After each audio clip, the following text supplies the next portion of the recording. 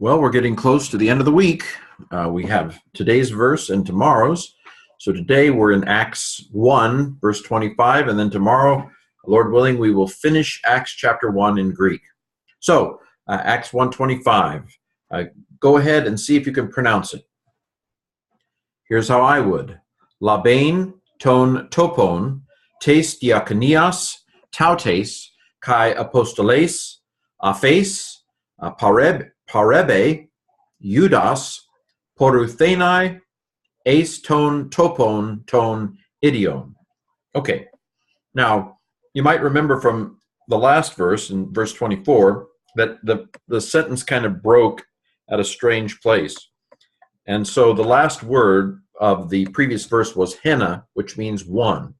They're going to replace Judas with either Matthias or the guy named Barsabbas.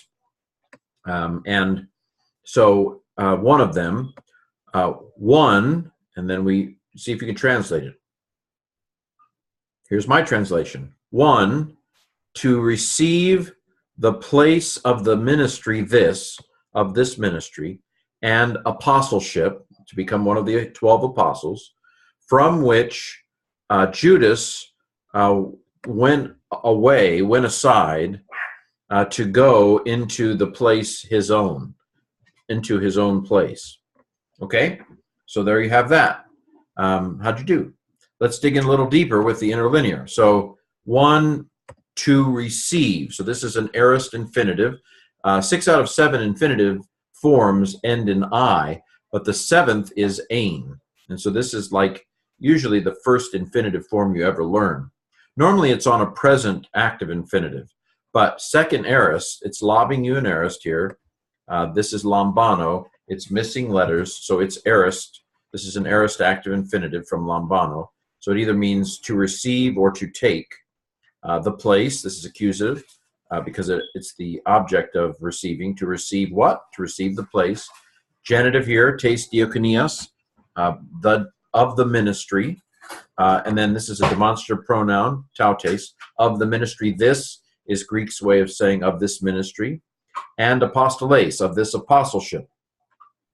This is not a word that's used frequently in the New Testament, but it suggests that these are 12 apostles, 12 offices, and he is so either Matthias or Judas named Barsabbas is going to take that slot, that apostleship slot, from which here's a relative pronoun. It's feminine because it's referring back to apostleship, although it could be referring back to ministry too. Both of these are feminine, but usually you go with the nearest possible antecedent is the rule of thumb, from which Judas went aside. Now, parebe is a weird form. Be is all that's left of bino. So this is the aorist of bino. That epsilon is an augment. Third person singular. Judas went aside. Paruthenai. Theta eta is aorist passive. 6 out of the 7 infinitive forms end in I. There's the I, thenai. So this is an aorist passive infinitive from peruamai. Oh, it's deponent. Oh my, it's deponent. So you might say it's aorist passive deponent, to go. See, we've translated it actively because it's deponent. Into the place his own. Into the place, his own place. This is an attributive construction, article, noun, article, adjective. In English, we say into his own place. So there's the interlinear. I've already parsed these things, but just to end up this, it's going rather quickly, isn't it? So ein is an active infinitive ending. It's lobbing you an aorist. It's from lambano. Lambano loses a lot of letters in the aorist. So you have that. I've already mentioned parebe is from parabino. I assume it means something like to go along, to go aside. I didn't look it up, but that's what I'm guessing it means, to go aside or something like that. It's aorist because bino has lost a lot of letters. Second aorist.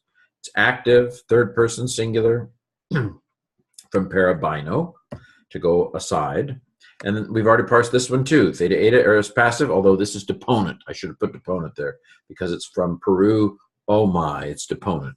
I, it's an infinitive.